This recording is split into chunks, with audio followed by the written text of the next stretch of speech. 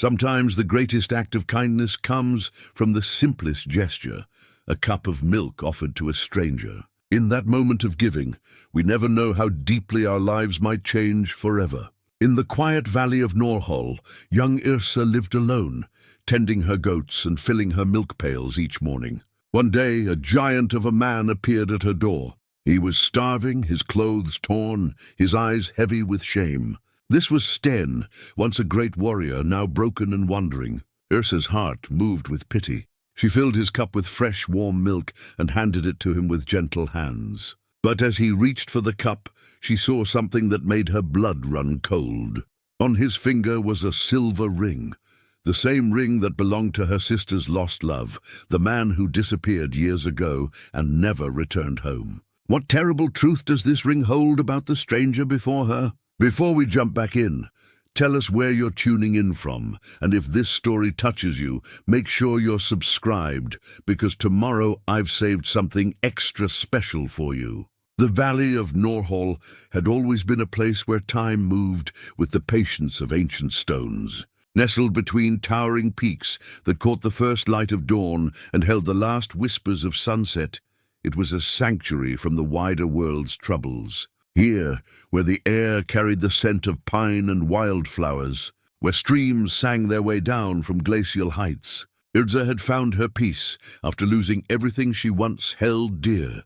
She had not always lived alone in this remote place. 3 years ago, she had shared a home in the bustling settlement of Bjornstad with her sister Astrid, their parents, and the promise of a future filled with laughter and family gatherings. But fate, as it often does, had other plans. The plague had swept through their village like wildfire, taking her parents within days of each other. Astrid, heartbroken and hollow-eyed, had followed them to the grave before the next full moon.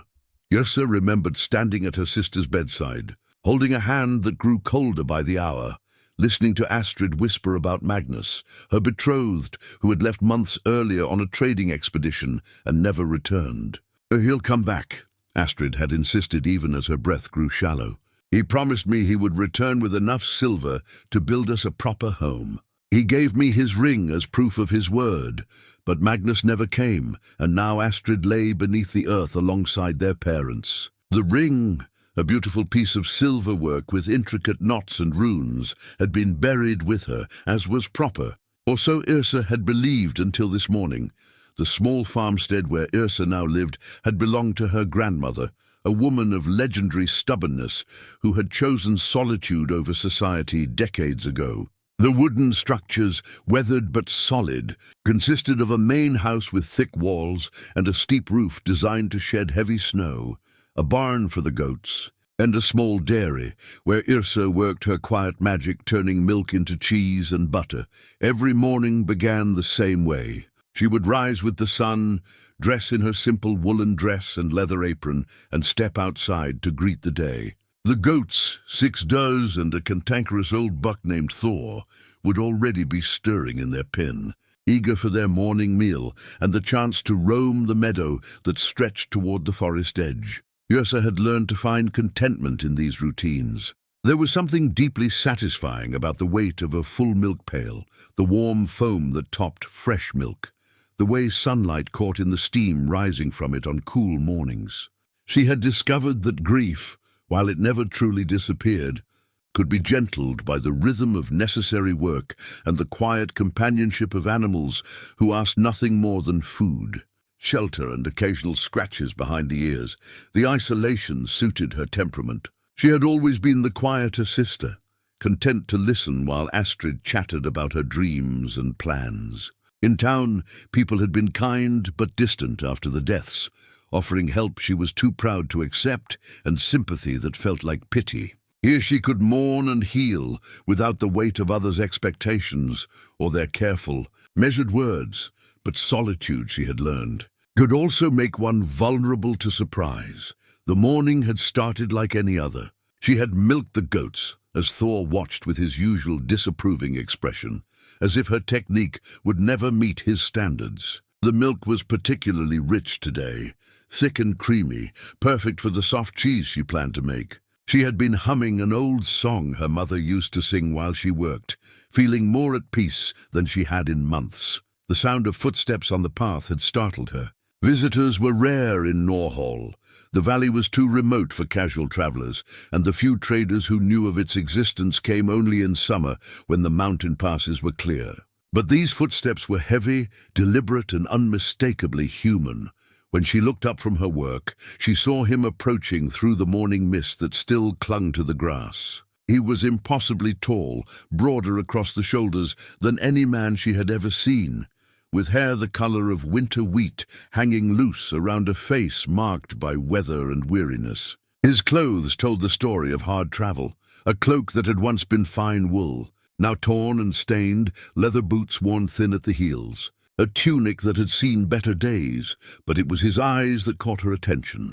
They were the color of storm clouds, grey and turbulent, filled with a sadness that seemed to echo her own. This was a man who had seen too much, lost too much, and was struggling under the weight of memories he could not escape.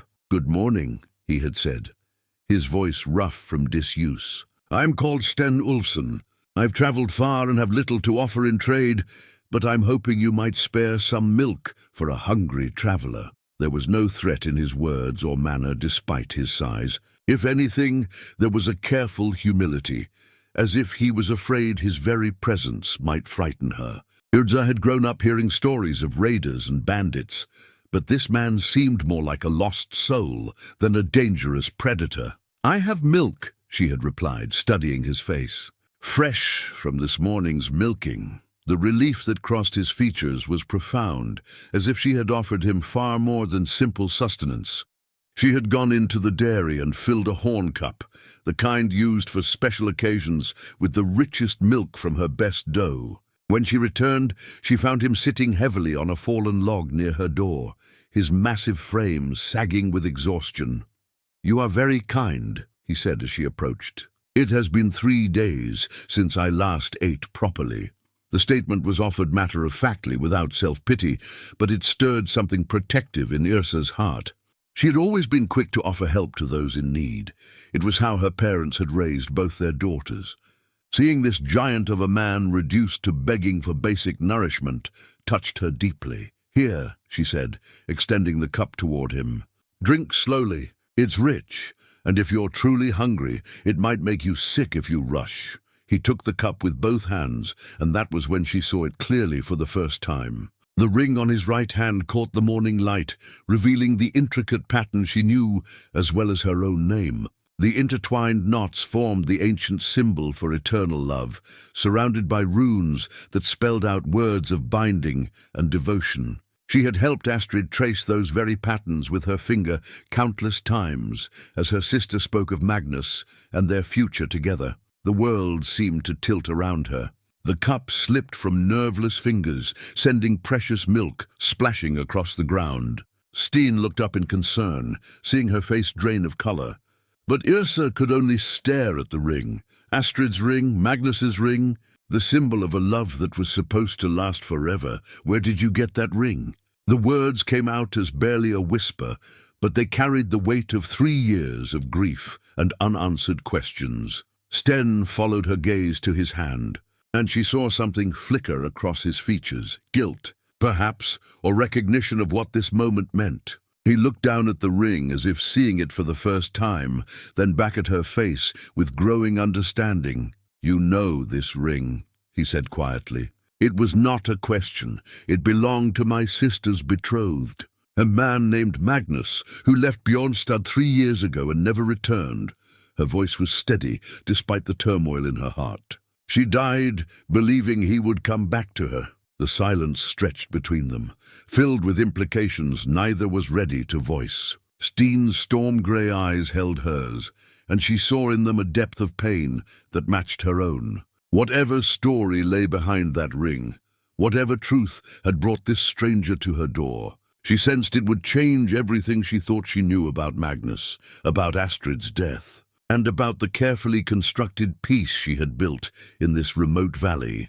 The morning mist continued to swirl around them, but the air had grown heavy with the weight of secrets about to be revealed. In the distance, Thor bleated his disapproval of the spilled milk, but neither Yrsa nor Sten moved. They remained frozen in that moment of recognition. Two souls connected by a piece of silver and the ghost of a woman who had died believing in promises that might never have been real, whatever came next. Yrsa knew her quiet life in Norholl was about to be turned upside down. The stranger at her door carried more than just hunger and weariness. He carried the key to mysteries that had haunted her dreams for 3 long years. And whether that key would bring her peace or destroy the fragile equilibrium she had fought so hard to achieve remained to be seen. The horn cup lay shattered on the ground between them, its contents seeping into the earth like spilled blood. Yrsa stared at the broken pieces, each fragment catching the morning light like tears frozen in amber. The cup had been her grandmother's, carved with care by hands long since stilled, and now it lay destroyed, another piece of her past reduced to ruins. But the cup was the least of her concerns. The ring on Sten's finger seemed to pulse with malevolent life, its silver surface reflecting memories she had tried so hard to bury. Every line etched into the metal, every curve of the ancient runes, told the story of promises made and hearts pledged. She had watched Astrid trace those patterns with trembling fingers during her final days, whispering Magnus's name like a prayer that might bring him home. "Tell me how you came to wear that ring," Yrsa said, her voice carrying a strength she did not feel. "Tell me what happened to Magnus." Sten rose slowly from the log, his massive frame unfolding like a mountain reshaping itself. Standing, he towered over her, but there was no menace in his posture, only the weight of a man carrying burdens too heavy for any soul to bear. He looked down at the ring as if it had suddenly burst into flames. "Magnus Ironwood was my sword brother," he said quietly. "We fought together for 5 years, shared mead and battle spoils, watched each other's backs when the world turned sharp and cruel. I loved him like the brother I never had." The words hit Yrsa like physical blows. Magnus, alive and fighting alongside this stranger. Magnus, who had left Bjornstad speaking of trade routes and merchant ventures. Magnus, who had never mentioned a life of warfare or a sword brother named Sten. "He told my sister he was a trader," she whispered. "He said he was traveling north to establish new routes for furs and amber." A bitter laugh escaped Sten's lips, devoid of any humor. Magnus told many stories to many people. The truth was simpler and uglier. We were mercenaries, selling our swords to whoever could pay the highest price. Not raiders or bandits, but not far removed from them either.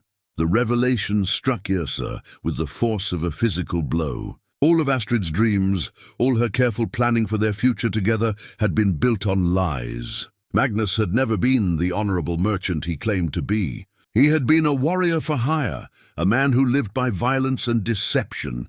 Where is he now? The question came out strangled, torn from a throat tight with rage and grief. Sten was quiet for a long moment, his eyes fixed on something far beyond the valley's rim. When he spoke, his words carried the weight of stones dropped into deep water. Dead, 3 winters past, in the mountains of Svealand. We had taken employment with a chieftain named Hakon Bloodaxe, hired to settle a dispute over grazing rights that had turned into a small war. The battle went badly from the start. Our employer had lied about the enemy's numbers, and we found ourselves outnumbered 3 to 1. He paused, his hand unconsciously moving to touch a scar that ran from his left temple to his jaw, a mark Yrsa had noticed but not questioned until now. Magnus fought like a man possessed that day. Perhaps he knew it would be his last. When the shield wall broke and we were forced to retreat, he stood his ground to buy time for the rest of us to escape. I was the last to see him alive, surrounded by enemies but still swinging his sword. The image painted itself in Yrsa's mind with unwelcome clarity. Magnus, the man who had kissed her sister's hand and promised to return with silver for their future, dying alone on a distant battlefield for a cause that meant nothing to him. I went back for him when the battle was over, Sten continued. Found his body among the fallen, already stripped of his armor and weapons by scavengers. But they had missed the ring. It was too deeply embedded in swollen flesh to remove easily. I cut it free and buried him properly, as a sword brother deserved.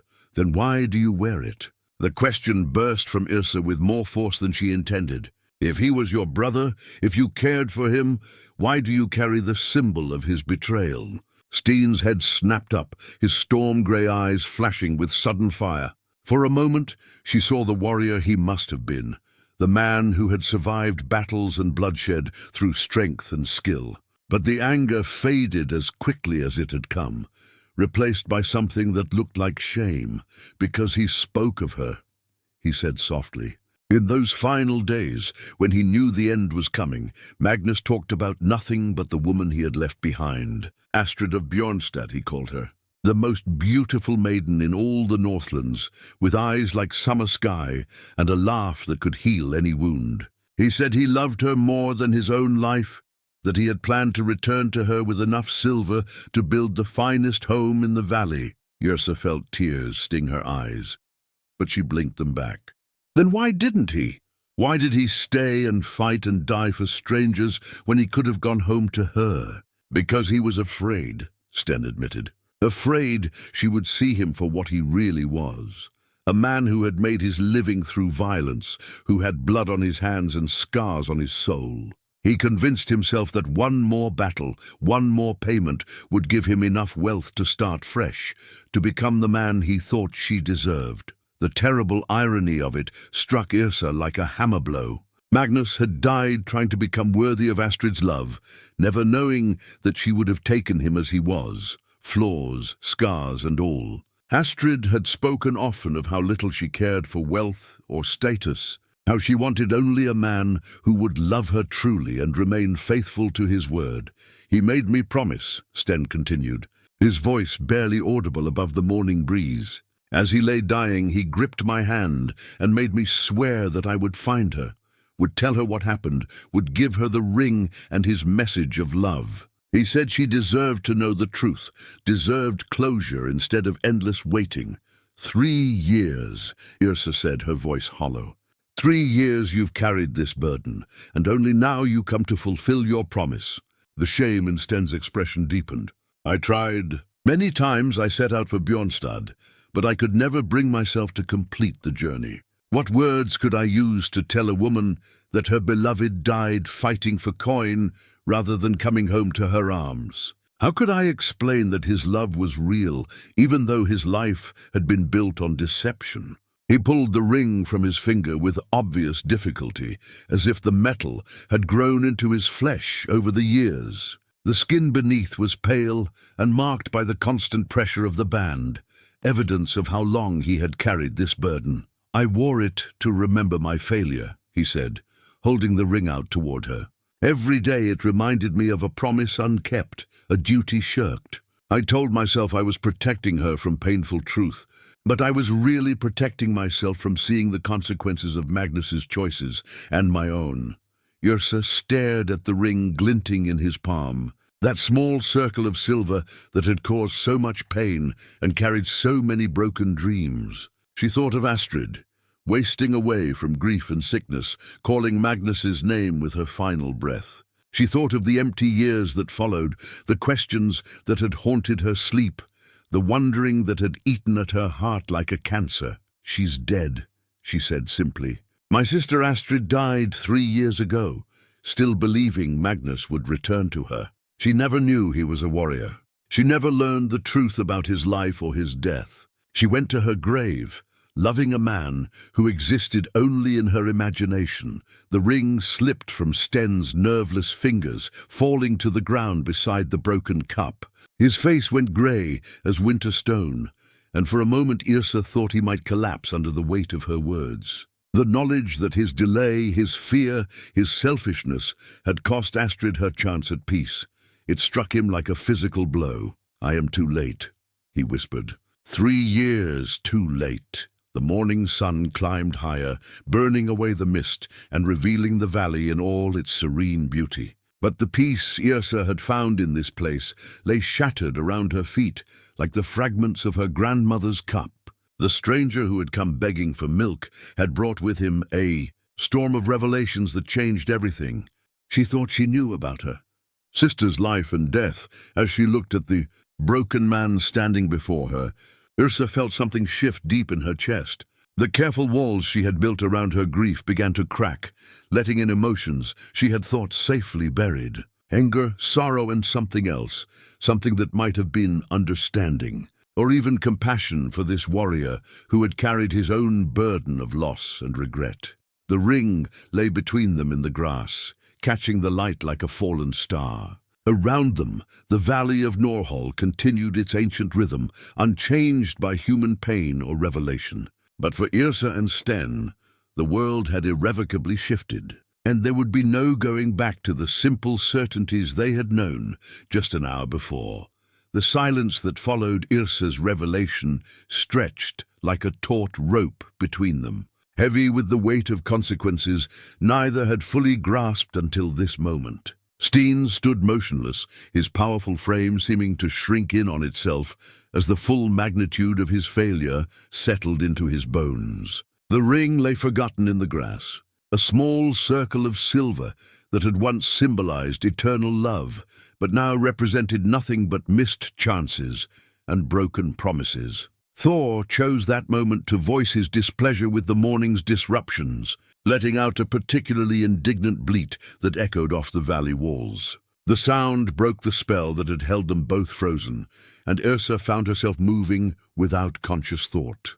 She bent to retrieve the ring, her fingers closing around the warm metal, feeling the familiar weight of it in her palm. "She would have wanted you to have this," she said quietly, though she could not bring herself to look at Sten as she spoke. Astrid always said that love should be remembered, even when it brings pain. Sten's voice, when it came, was rough as granite ground against granite. "I have no right to it. I failed in every way a man can fail. Failed Magnus, failed your sister, failed the memory of what they meant to each other." "Perhaps," Yrsa agreed, finally raising her eyes to meet his. "But failure does not erase obligation. You came here to fulfill a promise, even if you came too late. That must count for something." She studied his face, noting the deep lines carved by weather and worry, the way his grey eyes seemed to hold storms that would never fully break. There was something in his expression that reminded her of the wounded animals she had sometimes found in the forest, creatures that had been hurt so badly they no longer trusted kindness. "Even when it was offered freely, you said you traveled 3 days without proper food," she said, changing the subject with deliberate purpose. "When did you last sleep in a real bed?" The question seemed to catch him off guard. His brow furrowed, as if the concept of comfort was foreign to him. "I sleep where I can. A warrior learns to make do with what the road provides." "That's not what I asked," Yrsa pressed gently. "When did you last sleep safely, without watching for enemies or worrying about the next meal?" Sten was quiet for a long moment, his gaze drifting across the peaceful valley, as if trying to remember what safety felt like. "Not since Magnus died," he finally admitted. "Perhaps not for years before that. A mercenary's life offers little rest." The admission stirred something maternal in Yrsa's heart. An instinct that had been honed through years of caring for injured animals and lonely travelers who occasionally found their way to her grandmother's door. She had always been the one to offer shelter to storm-lost wanderers, to bind wounds and share what food she had without thought of payment or reward. "You cannot travel further in your condition," she said, making the decision even as the words left her lips. "Stay here today. Rest properly. Eat real food. And tell me more about my sister's Magnus. If I am to mourn him as he deserved, I need to understand who he really was." The offer clearly startled Sten. His hand moved instinctively toward the hilt of a sword that was no longer there. She noticed he carried no weapons, another sign of how far he had fallen from his warrior days. The gesture spoke of a man unaccustomed to kindness from strangers, especially women he might accidentally harm with his size and strength. "You owe me nothing," he protested. "Less than nothing, given what I have brought to your door." "I owe you the debt of truth," Yrsa replied firmly. "For 3 years I have wondered and worried, creating stories in my mind about what might have happened to Magnus. You can give me answers instead of imaginings. That is worth a meal and a night's shelter, As if summoned by the mention of food, her stomach chose that moment to voice its own needs with an audible rumble. The morning's revelations had driven all thought of breakfast from her mind, but her body's requirements remained unchanged. She smiled ruefully, tucking a strand of brown hair behind her ear. "Besides," she added, "I haven't eaten either. It seems foolish for us both to go hungry when there is food enough to share." She turned toward the house, without waiting for his response, knowing instinctively that if she gave him too much time to think, his pride would overcome his need, and he would disappear back into the mountains like morning mist. Behind her, she heard the soft thud of his footsteps following at a careful distance, as if he feared getting too close might somehow contaminate her peaceful world with the violence of his past. The interior of the farmhouse reflected Yrsa's practical nature and the legacy of her grandmother's long residence. The main room centered around a large stone hearth, its blackened walls speaking of countless fires that had warmed the space through long winters. Simple wooden furniture, worn smooth by generations of use, filled the space with quiet dignity. Shelves lined the walls, holding an eclectic collection of books, dried herbs, carved trinkets, and the tools of daily life. Sten paused in the doorway, seeming reluctant to cross the threshold. His eyes moved across the domestic scene with something approaching wonder, as if he had forgotten such places existed. There were no weapons here, no maps marking campaign routes or treasure suitable for division among sellswords. Instead, there were embroidered cushions, a spinning wheel in the corner, and the lingering scent of herbs and fresh bread. "It's been a long time since I've been in a real home," he said softly, his voice holding a note of something that might have been longing. "Then you're overdue," Yrsa replied, moving to the hearth to stir the banked coals back to life. "Sit wherever you're comfortable. I'll have porridge ready soon, and there's honey from my own hives to sweeten it." She busied herself with the familiar tasks of meal preparation, measuring oats and barley into a pot, adding water from the well bucket, setting everything over the growing flames. The routine work helped calm her nerves and gave her time to process the morning's revelations. As she worked, she found herself stealing glances at Sten, who had settled onto a bench near the door with the careful movements of a man whose body carried old injuries. The morning light streaming through the small windows revealed details she had missed during their confrontation outside. His clothes, while travel-stained and worn, had once been of good quality. The leather of his boots showed the fine craftsmanship of a master cobbler, and the silver clasp that held his torn cloak bore intricate designs that spoke of wealth and status. This was not a man who had always lived on the margins. He had fallen from something greater. "Tell me about the battles," she said as she stirred the porridge. Not the death and violence, but the parts Magnus would have remembered when he thought of home. What did he say about Astrid during those long nights around campaign fires? Sten shifted on the bench, the wood creaking under his weight. When he spoke, his voice carried the cadence of a man accustomed to sharing stories with sword brothers, painting pictures with words during the quiet hours between battles. He carried a lock of her hair in a small pouch around his neck. He began. "Yellow as summer wheat," he said, though I never saw it myself. He would touch that pouch whenever he was nervous before a fight, like it was a talisman that could keep him safe. As the porridge bubbled and filled the room with its warm, comforting aroma, Yrsa found herself drawn into stories of a Magnus she had never known, a man who spoke of love in the crude camps of mercenaries, who carried poetry in his heart alongside skill with sword and axe. It was a beginning, she realized, though what it might lead to remained as uncertain as the morning mist that still clung to the mountain peaks surrounding their hidden valley. The porridge had grown thick and fragrant, studded with dried berries that Yrsa had gathered the previous autumn. She ladled generous portions into wooden bowls, adding dollops of golden honey that caught the light like liquid amber. The simple meal represented abundance in this remote valley, fresh ingredients, careful preparation, and the kind of nourishment that fed both body and soul. Sten accepted his bowl with the reverence of a man who had forgotten what it meant to be cared for.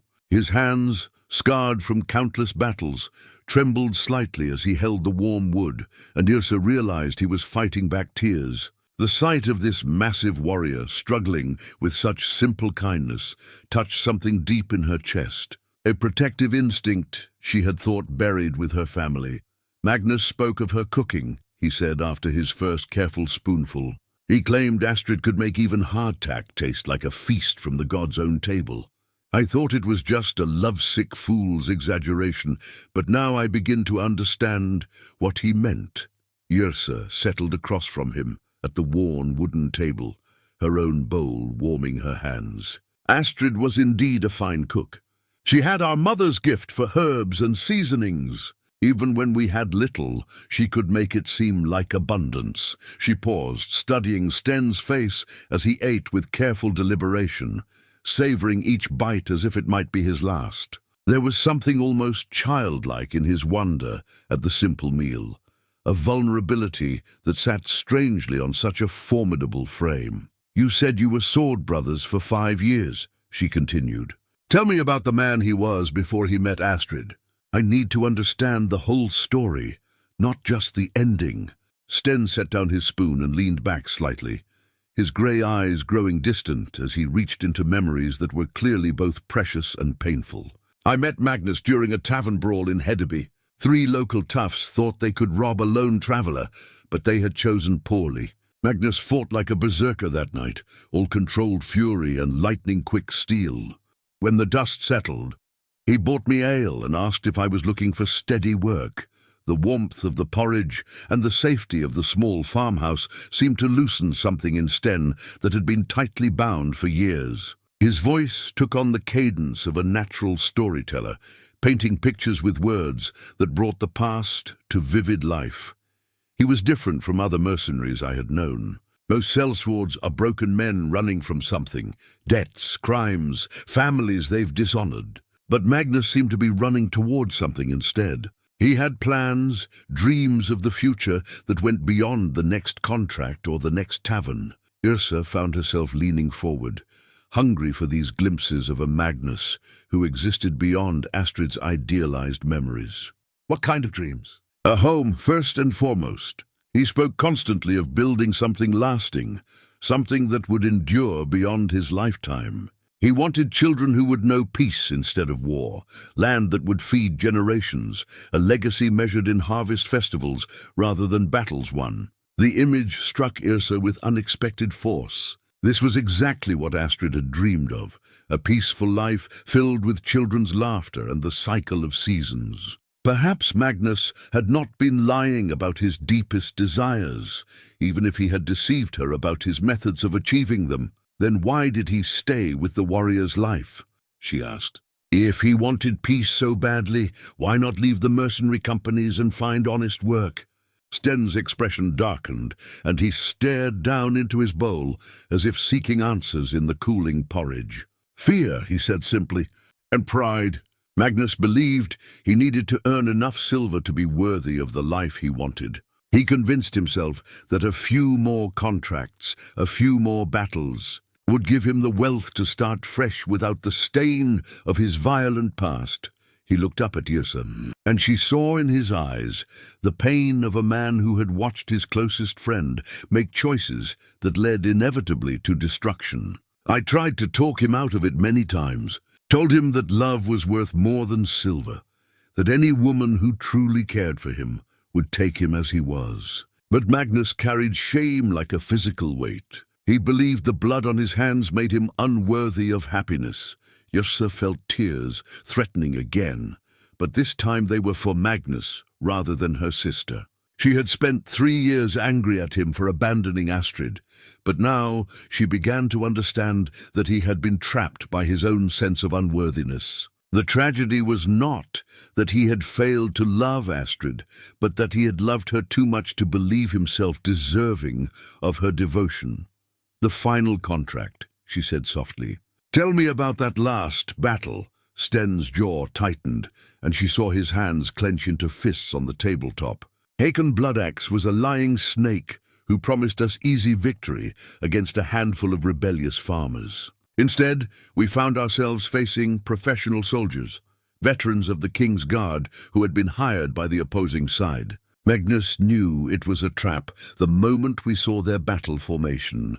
But it was too late to withdraw without losing face and future contracts. He stood abruptly, moving to the small window that looked out over the peaceful valley. His massive frame blocked much of the light, casting the room into relative shadow. Magnus fought magnificently that day. When our shield wall began to buckle, when lesser men broke and ran, he stood firm. He bought time for the rest of us to escape, holding the line until arrows found their mark. "You stayed with him," Yrsa said. "It was not a question, until the end." I held his hand as the life left his eyes, promised to carry his love to Astrid, swore to tell her that his last words were her name. Sten's voice broke slightly. 3 years I carried that promise like a stone in my chest. And when I finally find the courage to fulfill it, I discover that my cowardice has stolen even that small comfort from him. Yrsa rose from her chair and moved to stand beside him at the window. The valley stretched before them in all its serene beauty, unmarked by the violence and sorrow that had brought them together. She could feel the heat radiating from his large frame, the tension that held his muscles taut as steel cables. Magnus's love for Astrid was real, she said quietly. Whatever else he may have hidden, whatever lies he told or truths he avoided, that love was genuine. Astrid felt it, treasured it, drew strength from it even in her final days. That cannot be taken away by timing or circumstance. Sten turned to look down at her, and she was struck again by the depth of pain in his storm-grey eyes. "How can you be so generous? I brought you nothing but grief and bitter news. I shattered your peace with my failures. You brought me truth," Yrsa replied firmly. "Painful truth, yes, but truth nonetheless. For 3 years, I have lived with questions that ate at my heart like poison. Now finally, I can begin to heal properly." Outside the window, Thor was leading his small herd toward the meadow where they would spend the day grazing in contentment. The sight of their simple routine, unchanged despite the morning's revelations, reminded Yrsa that life continued regardless of human sorrow. There would be milk to collect this evening, cheese to make tomorrow, and 100 other small tasks that gave shape and meaning to her days. But now there would also be something else, the presence of this broken warrior who carried his own burden of grief and regret. She found herself wondering what might grow from such unexpected soil, what possibilities might emerge from the ashes of old pain. The afternoon sun climbed higher, casting shifting patterns of light and shadow across the farmhouse floor, as Yrsa and Sten continued their careful exploration of shared grief. The empty bowls sat forgotten on the table between them, testament to the first meal Sten had eaten in safety for longer than he cared to remember. Outside, the valley maintained its eternal rhythm, birds calling from the forest edge, the distant bleating of goats, the whisper of wind through the mountain pines. Yrsa had retrieved a small wooden chest from beneath her bed, its surface worn smooth by countless hands and marked with the intricate carvings that had been her grandmother's trademark. Inside, wrapped in strips of soft linen, lay the few treasures she had managed to save from her family's home in Bjornstad, before plague and sorrow claimed everything she had once held dear. "This was Astrid's," she said, unwrapping a delicate silver hair comb, adorned with tiny garnets that caught the light like drops of blood. "She wore it on feast days and special occasions. Our mother gave it to her on her 16th birthday, saying it had been in our family for 3 generations. Sten reached out hesitantly, his battle-scarred fingers hovering over the delicate metalwork without quite touching it. Magnus would have loved to see her wearing something so beautiful. He often spoke of wanting to drape her in silk and silver to give her all the finery she deserved. Astrid cared little for such things, Yrsa replied with a sad smile.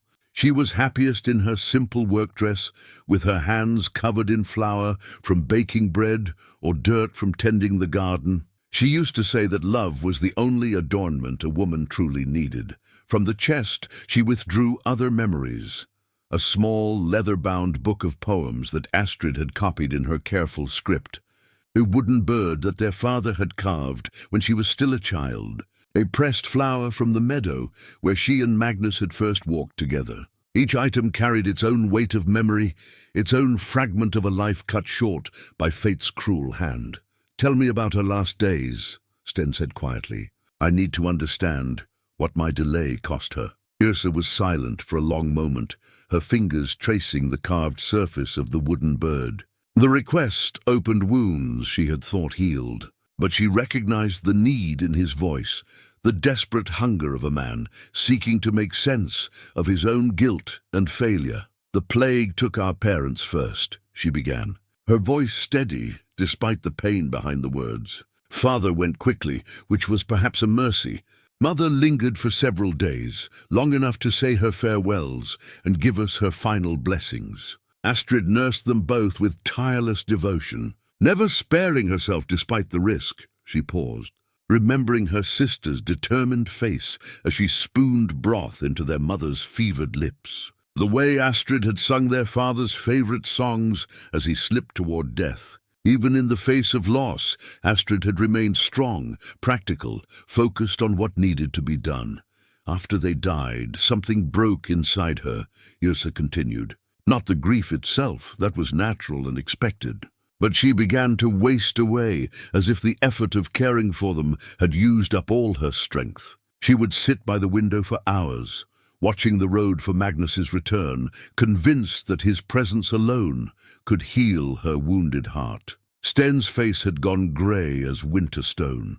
"How long did she suffer?" 3 months, Yrsa whispered. 3 months of hoping and waiting and growing weaker each day. The healers said there was nothing physically wrong with her, that her body was simply giving up. "I think she died of heartbreak as much as any disease." The admission hung between them like a blade, sharp and unforgiving. Sten pressed his palms against his eyes, his massive shoulders shaking with the force of suppressed emotion. When he finally looked up, his storm-grey eyes were bright with unshed tears. "I could have saved her," he said, his voice raw with anguish. "If I had been brave enough to face my promise, if I had come sooner." "Perhaps," Yrsa agreed, her honesty as gentle as it was uncompromising. "Or perhaps knowing the truth would have broken her faster. We cannot know what might have been, only what was." She reached across the table and placed her hand over his, feeling the scars and calluses that told the story of his violent life. The contact seemed to surprise them both, she with her boldness, he with the unfamiliar comfort of human touch offered without expectation or demand. "I have spent 3 years blaming Magnus for abandoning her," she continued. 3 years angry at his broken promises and empty words. "But talking with you, learning the truth about his love and his struggles, it changes things. The anger remains, but it has found a different target." "Fate," Sten said, understanding immediately. "The cruel hand that keeps lovers apart and makes good men choose between honor and happiness." "Yes," she confirmed. "And perhaps ourselves, for the choices we make when fear rules our hearts instead of love." They sat in contemplative silence, hands still joined across the wooden table, each lost in thoughts of what might have been different if courage had triumphed over caution. The afternoon light continued its slow arc across the floor, marking the passage of time in a world that seemed suspended between past sorrow and uncertain future. It was Sten who finally broke the silence, his voice careful and hesitant. "What will you do now? Knowing the truth about Magnus, does it change your plans for this place, for your life here?" Yrsa considered the question, surprised to realize she had no ready answer. For 3 years, her existence in the valley had been defined by routine and the deliberate avoidance of painful memories. She had built her peace on the foundation of not knowing, not thinking too deeply about the questions that had no answers. Now, with those questions finally resolved, she found herself adrift. "I don't know," she admitted. "This place has been my sanctuary, my retreat from a world that took everything I loved. But perhaps it has also been my prison, keeping me locked away from possibilities I was too afraid to consider." Possibilities. She turned to look out the window at the peaceful valley, its familiar contours suddenly seeming less like home and more like a beautiful cage. I am only 22 years old, Sten. I have decades of life ahead of me, yet I have been living like an old woman whose time has already passed. Astrid would not have wanted that for me. The admission surprised her with its clarity. She had indeed been living as if her life had ended with her family's deaths, as if the young woman who had once dreamed of love and children and laughter had been buried alongside her parents and sister. But talking with Sten, sharing their mutual grief and slowly transforming it into something that might eventually heal, had awakened something she had thought permanently lost. "Where would you go?" Sten asked. "If you chose to leave this valley, what life would you seek?" "I don't know that either," Yrsa laughed, the sound carrying a note of wonder at her own uncertainty. But for the first time in 3 years, the not knowing feels like possibility rather than failure. Outside, Thor's authoritative bleating announced that evening was approaching, and it was time for the goats to return to their pen. The familiar sound pulled Yrsa back to the immediate present, reminding her that whatever revelations the day had brought, there were still practical matters requiring attention. The evening milking required 2 pairs of hands, a fact that surprised Yrsa until she realized how naturally Sten had fallen into the rhythm of farm work. Despite his size and the obvious unfamiliarity of the tasks, he moved with careful deliberation around the goats, speaking to them in low, soothing tones that seemed to calm even the most skittish of the does. "You have a way with animals," Yrsa observed as she watched him guide a particularly stubborn nanny toward the milking stall. "That's not a skill most warriors cultivate." Sten's weathered face showed a hint of color at the compliment. "I grew up on a farm before the wars took me away. My family raised sheep in the hills north of Trondheim, and I learned early that gentleness often accomplishes more than force when dealing with creatures who have no reason to trust you." The revelation opened another window into his past, adding complexity to the picture she was building of this man who had arrived at her door carrying such bitter news. She had assumed his entire life had been shaped by violence and conflict. But now she glimpsed something deeper, roots that reached back to a time when he too had known the peace of agricultural rhythms and the satisfaction of honest work. "What happened to your family's farm?" she asked as they worked side by side in the comfortable dimness of the barn. "Drought, followed by raiders who took what little the bad weather had left," Sten replied, his hands steady on the milk pail despite the pain in his voice. "My parents died that winter and I had a choice. Starve trying to rebuild what was lost, or take up the sword and find a different way to survive. I was 17, angry at the world, convinced that strength was the only currency that mattered." Yrsa understood that choice in ways she might not have just hours earlier. The decision to embrace isolation and safety rather than risk further loss. The appeal of familiar routines over uncertain possibilities. She had made similar calculations when she fled to this remote valley after Astrid's death. "Do you ever regret it?" she asked quietly. "The path you chose?" Sten was silent for a long moment, his attention seemingly focused on the steady streams of milk filling the wooden bucket. When he finally spoke, his words carried the weight of years spent contemplating that very question.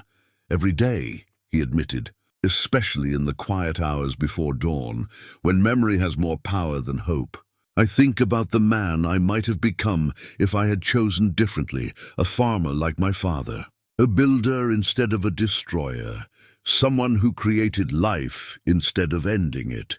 The milk pail grew heavy between them, its contents gleaming pale gold in the lantern light. Around them, the goats settled into their evening rest, their soft bleating and the rustle of straw creating a symphony of contentment that seemed to mock the heavier emotions filling the barn. "Magnus felt the same way," Sten continued. "Near the end, he talked constantly about redemption, about the possibility of washing the blood from his hands and starting fresh. He believed that love could transform a man, could make him worthy of peace and happiness." "Perhaps it can," Yrsa said, surprising herself with the hopefulness in her voice. "Perhaps it's never too late to choose a different path." They finished the evening milking in companionable silence, each lost in thoughts too complex for easy expression. As they carried the heavy pails back toward the farmhouse, Yrsa found herself acutely aware of Sten's presence beside her, the careful way he matched his stride to hers. The respectful distance he maintained, the obvious effort he made to seem less intimidating despite his imposing size. The night had grown cool, with stars beginning to appear in the darkening sky above the valley rim. Yrsa had always loved this time of day, when the world settled into peaceful rest and the concerns of daylight seemed less pressing.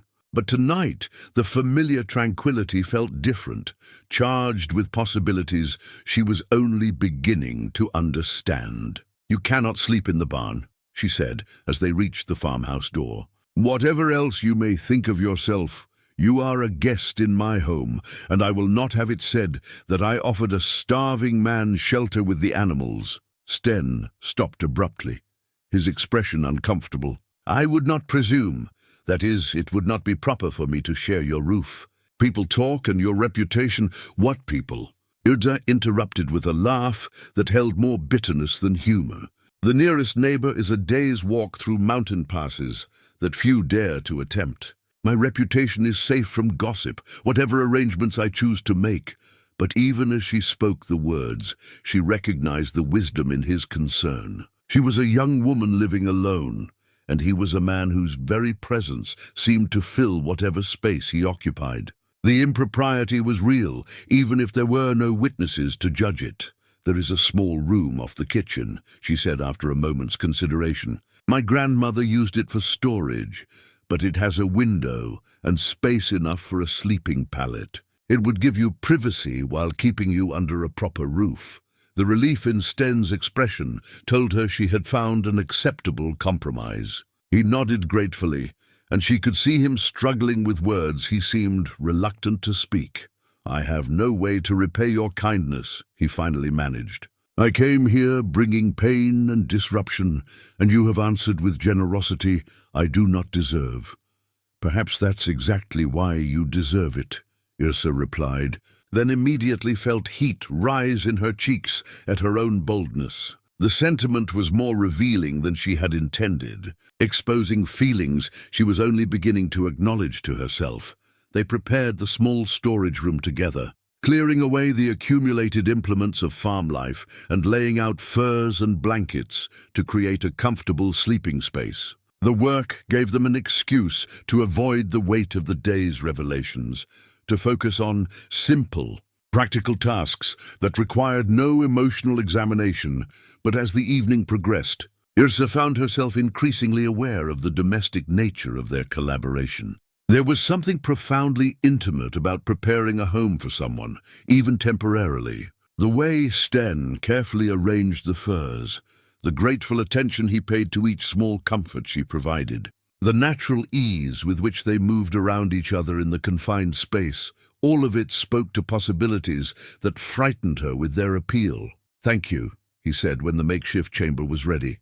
"For everything. The food, the shelter, the stories about Astrid. You have given me more peace than I have known in years." Standing in the doorway, lit by the warm glow of the oil lamp she held, Yrsa felt something shift in the air between them. The formal distance they had maintained throughout the day seemed suddenly fragile, vulnerable to forces neither of them was quite ready to name or examine. "Sleep well," she said softly, then retreated to her own chamber before the moment could develop into something more complex than either of them was prepared to handle. But as she lay in her narrow bed, listening to the sounds of Sten settling into his temporary quarters, Yrsa found sleep elusive. The day had brought revelations that changed everything she thought she knew about her sister's life and death, but perhaps more importantly, it had awakened feelings she had believed buried forever.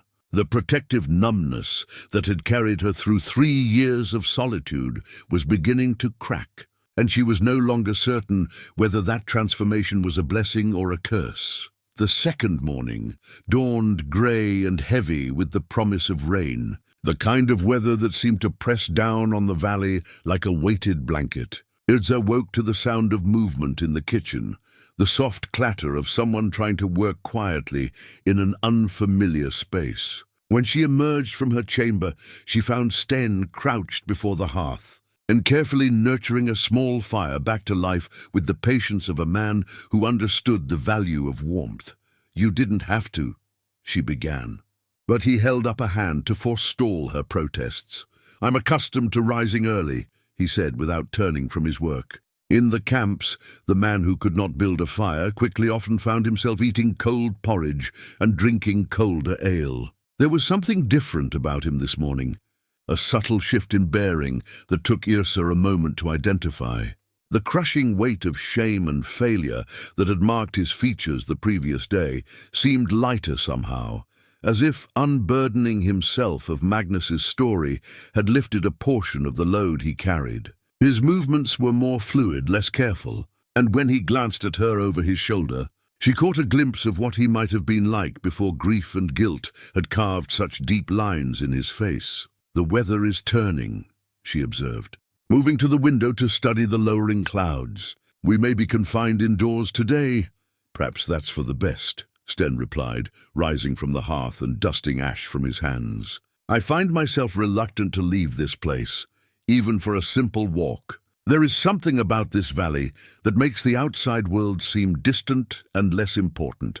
Yrsa understood the feeling. She had deliberately chosen this remote location precisely because it felt separate from the concerns and sorrows of the wider world. But Sten's presence had already begun to change that carefully maintained isolation, bringing with him reminders that life continued beyond the mountain walls that surrounded her sanctuary. They prepared the morning meal together, moving around each other in the small kitchen with an ease that surprised them both. Sten proved surprisingly adept at domestic tasks, slicing bread with neat precision and arranging honey and preserves with an attention to detail that spoke of ingrained habits of care and consideration. "You mentioned that Magnus carried poetry in his heart," Yrsa said as they sat down to eat.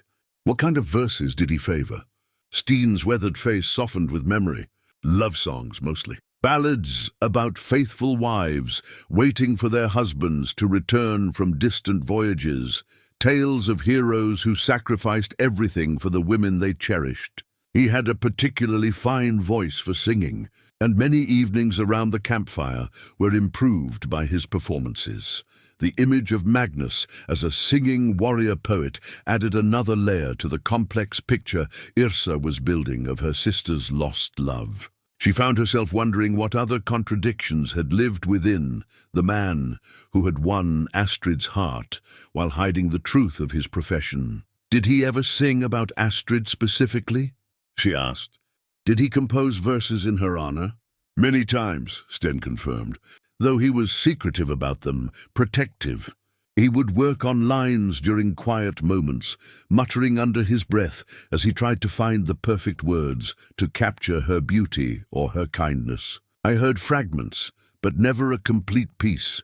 Yrsa felt a pang of loss for poetry that would never be heard, for love songs that had died with their composer on a distant battlefield. "I wish I could have heard them.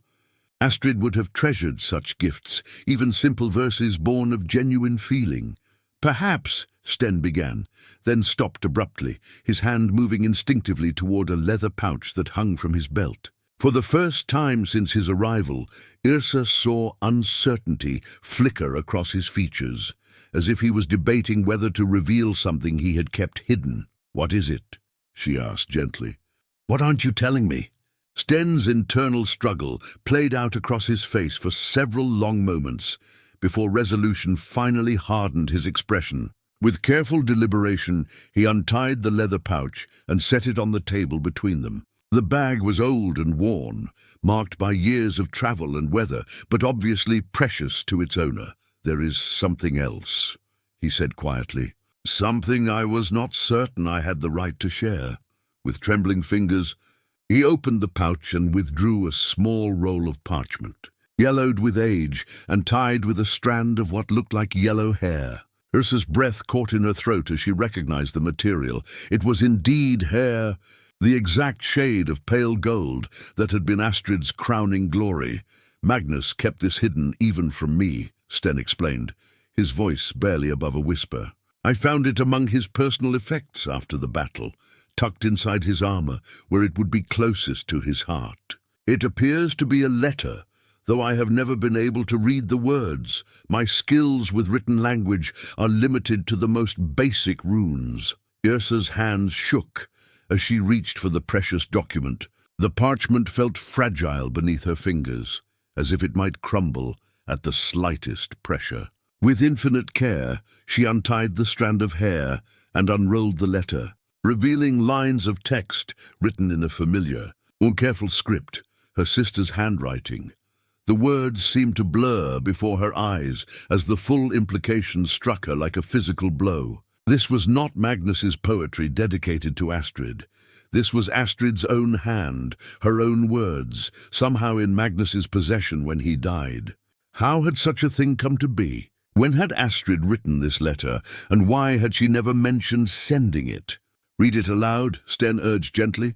Let me hear her voice, even through her written words. Yrsa's throat felt tight with unshed tears, but she forced herself to speak clearly as she read the precious document. My dearest Magnus, if you are reading this, then my letter has found its way to you across whatever distance separates us. I write by candlelight, while the rest of the household sleeps, my heart too full of love and longing to find rest. The plague has taken our parents, as I fear you have already heard from other sources. Yrsa and I are alone now, but we are strong, and we will endure as our family always has. Yrsa's voice broke slightly, but she continued reading through the tears that had begun to flow freely down her cheeks. I need you to know that I understand why you have not returned. Word has reached Bjornstad of the troubles in the northern territories, of the wars between the chieftains and the dangers facing all who travel those roads. I do not blame you for staying away while such chaos reigns. Your safety matters more to me than your presence. Though I confess, I dream of the day when you can come home to us without fear. The letter continued for several more paragraphs, filled with news of daily life, expressions of love, and detailed plans for their future together. But it was the final passage that struck Yrsa like a sword thrust to the heart. I must tell you that I have been unwell since mother and father died. The healers say there is nothing wrong that time and rest will not cure, but I grow weaker each day. If something should happen to me, if I should not live to see your return, I want you to know that our love has been the greatest joy of my life. Promise me that you will not blame yourself, that you will find happiness again, that you will remember me with gladness rather than sorrow. All my love, now and always, Astrid. The silence that followed was profound and devastating. Yrsa stared at the letter in her hands, her mind reeling with the implications of what she had just read. Astrid had known she was dying when she wrote these words. She had reached out across the void to offer Magnus forgiveness and release from guilt, never knowing that her letter would arrive too late to provide the comfort it was meant to give. When did this reach him? Yrsa whispered. 3 days before the final battle, Sten replied, his own voice thick with emotion. A merchant brought it to our camp, having carried it for months through the trading routes. Magnus he was devastated. He had spent 2 years telling himself that delay was acceptable because Astrid was safe in Bjornstad, protected from the violence of his world. Learning that she was ill, that she might die while he was fighting for gold instead of rushing to her side, it broke something fundamental in him. The terrible irony struck Yrsa with crushing force. Astrid had died believing Magnus had chosen to stay away, while Magnus had died knowing that the woman he loved was suffering alone, while he pursued the very wealth that was supposed to make him worthy of her. The letter that should have brought them together had instead ensured their permanent separation, arriving just late enough to cause maximum pain to everyone involved. That's why he fought so recklessly in that final battle, she said, understanding flooding through her like ice water. He was trying to die, Sten nodded grimly. He charged the enemy lines like a man seeking his own destruction. I think he believed that dying in battle was the only way to atone for failing her when she needed him most. Yrsa carefully re-rolled the letter, her hands moving with automatic precision while her mind struggled to process this final revelation. Everything she had believed about her sister's last months, everything she had assumed about Magnus's motivations, had been turned inside out by this yellowed piece of parchment and its cargo of love, loss, and tragic misunderstanding. The storm that had been threatening all morning finally broke just after midday, sending sheets of rain against the farmhouse windows and turning the peaceful valley into a grey, sodden landscape. Inside, Yrsa and Sten sat in contemplative silence, the weight of Astrid's letter pressing down on them like the heavy clouds that obscured the mountain peaks. Yrsa had read the letter 3 more times, each reading revealing new layers of heartbreak and misunderstanding. Her sister's words painted a picture of a woman who had loved deeply enough to forgive absence, illness, and even death itself, but who had died without knowing that her forgiveness was desperately needed by the very man she sought to comfort. "I cannot bear it," she finally said, her voice barely audible above the drumming of rain on the roof. The waste of it all. 2 people who loved each other truly, kept apart by pride and fear and terrible timing. If Magnus had received this letter even a month earlier, he would have abandoned his contract and ridden straight to Bjornstad. Sten finished. He would have been at her bedside when she needed him most. They might have had weeks together, maybe even months, if love truly can heal what medicines cannot touch. The possibility hung between them like a knife, sharp and painful in its clarity. Yrsa found herself constructing elaborate alternative histories in her mind. Magnus arriving in time to nurse Astrid back to health, their wedding celebrated in defiance of plague and loss. Children born to carry forward the love that had been cut short by fate's cruel hand. Why didn't she tell me she had written to him? Yrsa asked, though she knew the question had no answer. In all those final weeks, through all her suffering, she never once mentioned sending a letter. Sten shifted in his chair, his grey eyes thoughtful. Perhaps she feared you would think her foolish for reaching out to a man who had not contacted her in 2 years. Or perhaps she wanted to protect you from hoping for a reunion that might never come. Both explanations felt true and insufficient at the same time. Yrsa was beginning to understand that grief and love and hope created their own logic, often impenetrable to outside observation. Astrid had made her choices for reasons that died with her, leaving only fragments of intention for the living to puzzle over. The afternoon stretched endlessly before them, filled with the kind of enforced intimacy that storms often create. Unable to venture outside or distract themselves with physical labor, they were left with nothing but conversation and the growing awareness of each other's presence. Yrsa found herself studying Sten's profile as he stared into the fire, noting the way the flickering light played across his weathered features and softened the harsh lines that years of violence had carved into his face. "What will you do now?" she asked, echoing his question from the previous day. "Now that you have finally delivered Magnus's message, even if not to the person he intended?" Sten was quiet for so long that she began to think he had not heard the question. When he finally spoke, his words came slowly, as if he was discovering his thoughts even as he voiced them. "I had not planned beyond this moment," he admitted. "For 3 years, finding Astrid and fulfilling my promise was the only purpose that gave meaning to my existence. Now that the burden is lifted, or transformed into something different, I find myself adrift." He turned to look at her directly, and Yrsa felt her breath catch at the intensity of his gaze. There was something raw and vulnerable in his storm-grey eyes, a need that went beyond the simple hunger for food or shelter that had brought him to her door. "May I ask you something that may be presumptuous?" he said carefully. "Yesterday you spoke of feeling imprisoned by this valley, of living like an old woman though you're still young. Did you mean those words, or were they simply the product of a difficult day?" The question struck deeper than Yrsa had expected. She had indeed spoken rashly in the emotional aftermath of learning about Magnus's true fate, but now she found herself examining those impulsive words with more serious consideration. Had she really been hiding from life, or had she simply been healing at her own pace? Was her solitude a necessary retreat or a self-imposed exile? "I think I meant them," she said slowly, "though I'm not certain what meaning to give them. I came here after Astrid died because I needed time to grieve without the weight of others' expectations. But perhaps I have used that grief as an excuse to avoid the risk of caring again." "Caring about what?" Sten asked gently. "About anything," Yrsa replied, the admission surprising her with its honesty. "About the future, about possibilities, about people who might matter enough to hurt me again if I lost them." The words hung between them, loaded with implications that neither was quite ready to examine directly. But the air in the small room had grown charged with unspoken possibilities, weighted with the awareness that they were no longer simply two strangers sharing shelter from the storm. "I understand that fear," Sten said quietly. "After Magnus died, I convinced myself that isolation was safety.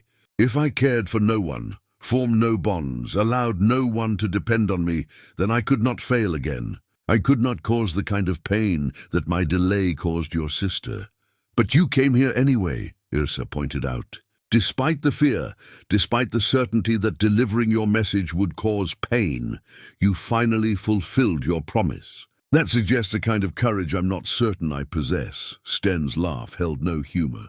"It was not courage that brought me to your door. It was desperation. 3 years of carrying that burden had worn me down to nothing. I came here because I could no longer bear the weight of my failure, not because I had found the strength to face its consequences." The rain continued its relentless assault on the windows, creating a cocoon of sound that seemed to isolate them from the wider world. In that forced intimacy, old defenses began to crumble, revealing truths that had been carefully buried beneath layers of self-protection and accumulated sorrow. "I think," Yrsa said carefully, "that we have both been living as ghosts, moving through the motions of existence without truly engaging with life itself. The question is whether we are content to remain spirits haunting our own stories, or whether we have the courage to become flesh and blood again." The metaphor resonated with painful accuracy. Sten nodded slowly, his understanding evident in the way his expression shifted from resignation to something that might have been hope. "What would it mean to choose flesh and blood?" he asked. "For people like us who have seen love destroy itself through misunderstanding and loss." Yrsa stood and moved to the window, pressing her palm against the cool glass as she watched the rain transform the familiar landscape into something foreign and new. When she spoke, her words were directed as much toward her own reflection as toward the man sitting behind her. "I think it would mean accepting that love, real love, always involves the risk of loss. Astrid and Magnus loved each other truly, but they let fear keep them apart when they should have run toward each other regardless of consequences. They chose safety over connection, and it destroyed them both." She turned back to face Sten, finding him watching her with an intensity that made her heart race. "Perhaps the lesson is not to avoid love, because it might bring pain, but to embrace it fully while we have the chance, knowing that pain is the price we pay for having something worth losing." The silence that followed was different from their earlier contemplative quiet. This was charged with possibility, electric with the awareness that they stood at a crossroads where words might transform into action, where careful distance might collapse into something far more dangerous and precious. "Yrsa," Sten said, her name a prayer on his lips. "I need you to understand something. I'm not a good man. My hands have taken lives. My choices have caused suffering. I carry darkness that peaceful places like this should be protected from. And I," she replied steadily, "am a woman who has spent 3 years hiding from life because I was afraid of being hurt again. I'm not the innocent maiden you might think, untouched by the world's cruelties. I'm marked by loss and scarred by grief, just as you are marked by violence and scarred by regret." She moved closer to him, close enough to see the flecks of green and blue hidden in his storm-grey eyes, close enough to feel the heat radiating from his powerful frame. "The question is not whether we are perfect or unmarked by our pasts. The question is whether we are brave enough to believe that two broken people might create something whole together." Outside, the storm showed no signs of abating, but inside the small farmhouse, another kind of tempest was building, one born of recognition, desire, and the slowly dawning possibility that redemption might come not through solitary suffering, but through the courage to reach toward another soul and offer whatever healing love could provide. The afternoon stretched before them, heavy with rain and heavier still with the weight of choices that would determine whether they remained prisoners of their separate sorrows or found the strength to forge a different path together.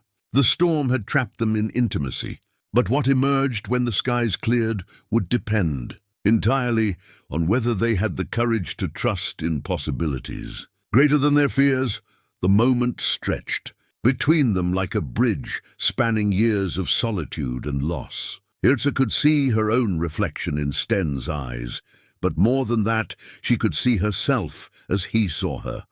Not the broken woman hiding from the world, but someone worthy of care, of protection, of love. The realization was both terrifying and exhilarating, like standing at the edge of a precipice and choosing to leap rather than retreat to safer ground.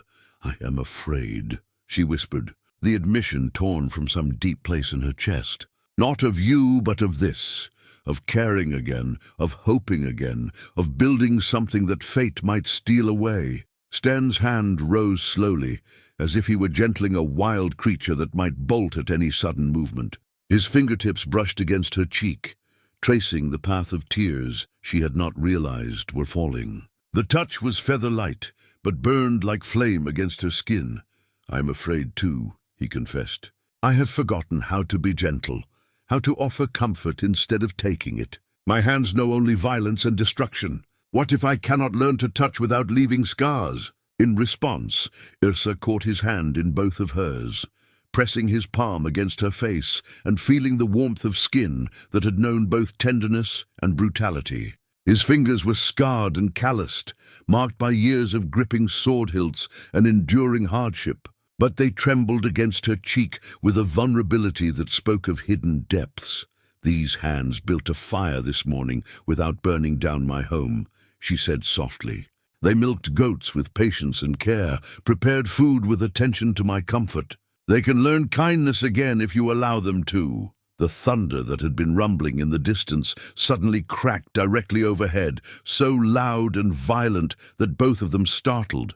The sound seemed to break whatever spell had been holding them suspended in careful consideration, and suddenly the space between them collapsed like a dam giving way before floodwaters. Sten's arms came around her with desperate urgency, pulling her against his chest, as if he could shield her from the storm outside and the tumult within their own hearts. Yrsa felt herself melting into his embrace, her hands fisting in the rough wool of his tunic as she anchored herself to his solid warmth. For 3 years she had lived without human touch, without the simple comfort of being held, and now she was drowning in sensation. "Yrsa," he murmured against her hair, her name a broken prayer. "Tell me to stop. Tell me to leave before I do something that cannot be undone." Instead of pulling away, she tilted her head back to look at him fully, studying the battle being waged across his weathered features. She could see the war between desire and honor, between need and the belief that he was unworthy of what he craved most. In that moment, she understood that her choice would determine both their fates, whether they would retreat to the safety of solitude or step forward into the unknown territory of mutual healing. "I don't want you to stop," she said clearly, each word deliberate and true. "I want you to stay. I want you to help me remember what it feels like to be alive instead of merely surviving." The kiss that followed was not gentle or careful. It was born of 3 years of isolation and grief, flavored with desperation and the intoxicating possibility of redemption. Sten's lips were warm and demanding against hers, and Yrsa felt herself responding with a passion she had thought buried forever.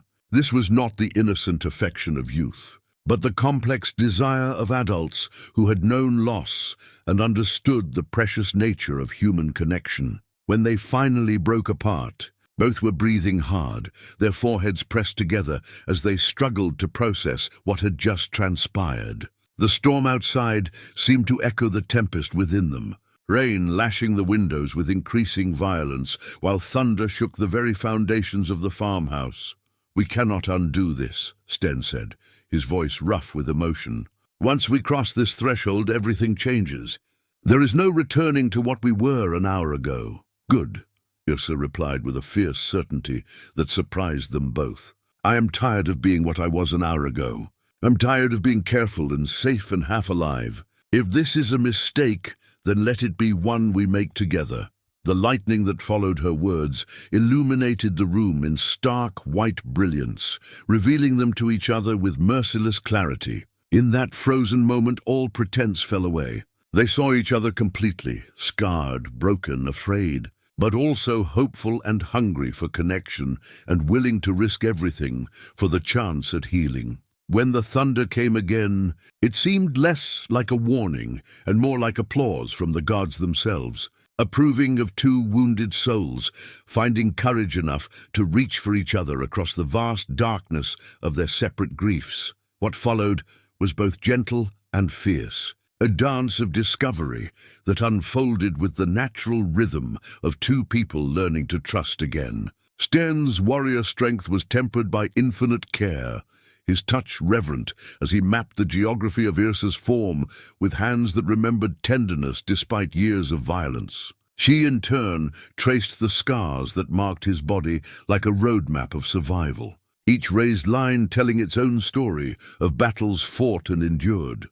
The storm outside provided a fitting soundtrack to their union, its wild music echoing the tempest of emotions that swept through them both. Years of careful control dissolved in the face of overwhelming need, not just physical desire, but the desperate hunger for connection that had been denied too long. In the flickering firelight, they discovered that healing could take many forms. The gentle exploration of touch, the whispered confessions of fear and hope, the gradual surrendering of defenses that had once seemed essential for survival. All of it wove together into something larger than either had imagined possible. When passion finally gave way to peaceful exhaustion, they lay entwined before the dying fire, wrapped in the furs that had once served as Sten's bedding. The storm had begun to weaken, its fury spent against the mountain peaks, but neither moved to rebuild the flames or seek the comfort of separate chambers. Instead, they remained close, skin against skin, breath mingling in the warm space between them. "I had forgotten," Sten murmured against her hair, his voice thick with wonder. "I had forgotten that tenderness existed, that it was possible to touch another person without causing pain." Yrsa traced lazy patterns across his chest, her fingers following the ridges and valleys of old wounds. "I had forgotten what it felt like to be truly seen," she replied. "Well, for 3 years I have been invisible even to myself. You make me feel real again." The admission hung between them, precious and fragile as new growth after winter's end. They had crossed a threshold from which there could be no retreat, but instead of regret, Yrsa felt only a profound sense of rightness. This union of broken souls, seeking wholeness together, felt like the most honest thing she had done since Astrid's death. "What happens now?" Sten asked, though his tone suggested he was afraid of the answer. "When morning comes and the storm passes, what becomes of this, of us?" The question carried weight beyond its simple words. They both understood that what had transpired between them was more than physical comfort or the natural result of forced intimacy. It was a claiming, a choosing, a declaration that they would no longer face their individual darkness alone. "Now we decide whether we have the courage to build something new from the ruins of what we were," Yrsa said, turning in his arms so she could see his face clearly. "We decide whether this is the beginning of something precious or simply a beautiful moment we will treasure in memory." The firelight caught the storm grey of his eyes, revealing depths of emotion that took her breath away. She saw hope there, fragile but growing stronger, and beneath it a determination that spoke of choices made and commitments embraced. "I want it to be a beginning," he said quietly. but I need you to understand what that would mean. I'm not a peaceful man, Yrsa. I carry violence in my blood, war in my memories. Even if I never take up a sword again, I will always be marked by what I was, and I will always be marked by loss, she replied. I will always carry Astrid's death, my parents' suffering, the years of loneliness that nearly consumed me. We cannot erase our pasts, but perhaps we can transform them into something that serves love instead of fear.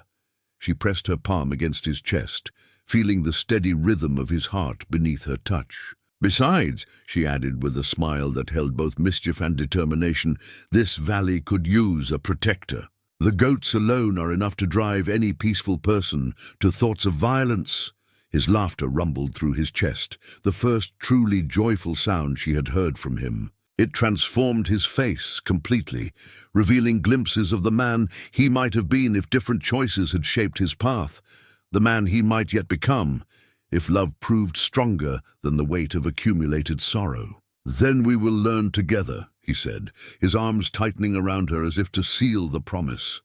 We will teach each other how to live again, how to hope again, how to build something beautiful from the ashes of what we have lost. Outside, the storm was dying to whispers and gentle rain. The violence of the afternoon was giving way to the peaceful rhythm of water nurturing the earth, preparing it for new growth. Inside the farmhouse, two souls who had wandered in darkness for far too long discovered that redemption could be found in the simplest acts: the choice to trust, the courage to hope, and the willingness to believe that love might indeed prove stronger than all the forces that sought to keep hearts apart. The fire burned low, casting dancing shadows on the walls, but neither Yrsa nor Sten felt the need to tend it. They had found a different kind of warmth, one that promised to sustain them through whatever challenges the future might bring. 6 months later, as the first snows of winter began to dust the peaks surrounding Norholl Valley, Yrsa stood at her kitchen window, watching Sten repair the barn roof with the methodical patience he brought to all tasks. His movements were sure and economical, each nail placed with precision, each board fitted with care. The warrior who had arrived at her door, broken and starving, had transformed into something she could never have imagined, a man at peace with himself and his place in the world. The changes had not come easily or without struggle. There had been nights when Sten woke thrashing from dreams of battle, his hands reaching for weapons that were no longer there. There had been mornings when Yrsa found herself paralyzed by sudden grief, overwhelmed by memories of her sister and the life that might have been. But they had learned to weather these storms together, offering comfort without trying to fix what could not be mended, providing presence without demanding explanations for pain that ran too deep for words. The valley itself had embraced their union with the pragmatic acceptance of a place that had seen many seasons come and go. The goats showed no concern for the domestic arrangements of their human caretakers, caring only that the milk pails were emptied and the hay was distributed on schedule. Thor, in particular, had developed a grudging respect for Sten, perhaps recognizing in him a fellow creature who understood the value of protecting what mattered most. Their days had settled into rhythms that felt both natural and miraculous. Morning milking became a shared ritual, their hands working in harmony as they tended the animals that provided their livelihood. Afternoons were often spent in companionable silence, Sten working on the countless repairs that a mountain farmstead required, while Yrsa pursued the domestic arts that kept them fed and clothed. Evenings belonged to conversation, to the sharing of stories and dreams that slowly wove their separate histories into a common narrative. The outside world had begun to intrude in small but significant ways. A trader passing through in late summer had brought news of the wider kingdom, tales of political upheaval and the endless cycle of conflicts that marked the age. Sten had listened to these accounts with the detached interest of a man who no longer considered such matters his concern. But Yrsa had noticed the subtle tension that crept into his shoulders whenever war was mentioned. "Do you miss it?" She had asked him one evening as they sat before the fire, her hands busy with mending, while he carved a new handle for a milk bucket. The excitement, the purpose, the brotherhood of men who share danger. Sten had been quiet for a long moment, his knife pausing in its steady work. "I miss the clarity," he finally admitted. "In battle, you know exactly what is required of you. Survive, protect your sword brothers, complete the mission." There was a simplicity to that life that sometimes appeals to a man who finds peace more complex than war. "But," Yrsa had prompted, hearing the unspoken qualification in his tone, "but I do not miss the cost," he continued. "The blood, the grief, the way violence follows you home and marks everything you touch. I do not miss being a man who solved problems with steel rather than patience." The conversation had settled something between them. An acknowledgement that while the past could not be erased, it need not define the future. Sten had chosen peace not because it was easy, but because it was precious, worth whatever struggles might come with learning to live without the adrenaline of constant danger. On this particular morning, as Yrsa watched him work on the roof, she was struck by how completely he had adapted to this quieter existence. His hands, once skilled only in dealing death, now crafted tools and repaired structures with equal expertise. His strength, once deployed in service of destruction, now built and protected and nurtured. He had become, in every way that mattered, a different man than the one who had arrived begging for milk on that morning that seemed both yesterday and a lifetime ago. The sound of footsteps on the path drew her attention from her contemplation. A figure was approaching through the early snow, bundled in traveling clothes and leading a pack-horse laden with goods. As the visitor drew closer, Yrsa recognized the weathered face of Henrik the trader, the same man who had brought news of the outside world during his summer visit. "Henrik," she called, stepping outside to greet their unexpected guest. "What brings you to our valley so late in the season?"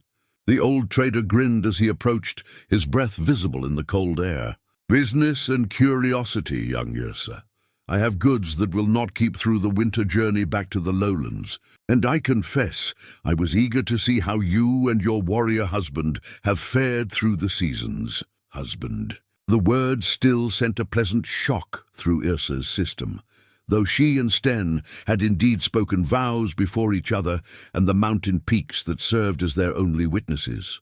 There had been no priest to bless their union, no great celebration to mark their commitment, but their bond felt more solid and true than any ceremony could have made it. Sten had descended from the roof at the sound of voices, and now he approached with the easy confidence of a man secure in his place and purpose. Henrik greeted him with the respect due to any head of household, their conversation turning to practical matters of trade and the prospects for the coming winter. As Yrsa listened to their discussion, she found her hand moving unconsciously to rest on her still flat belly, where the first signs of new life had begun to make themselves known. She had not yet shared this news with Sten, waiting for the right moment to reveal that their union had already begun to bear the fruit they both secretly hoped for. The baby would arrive with the spring thaw. She calculated, born into a world shaped by love rather than loss, tended by parents who understood the precious nature of life because they had both known its absence. The child would grow up hearing stories of Aunt Astrid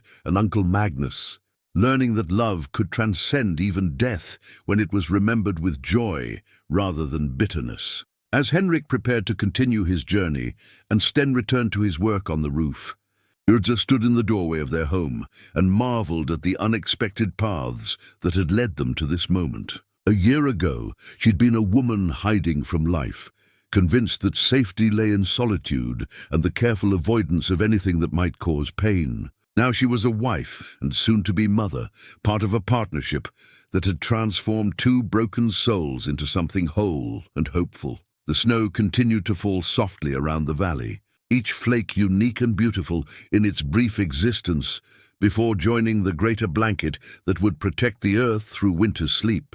Like those flakes, she and Sten had found their way to this place through paths no one could have predicted, But they had arrived nonetheless, ready to build something enduring from the accumulated moments of their shared days. Sometimes, Yrsa reflected as she returned to the warmth of her kitchen.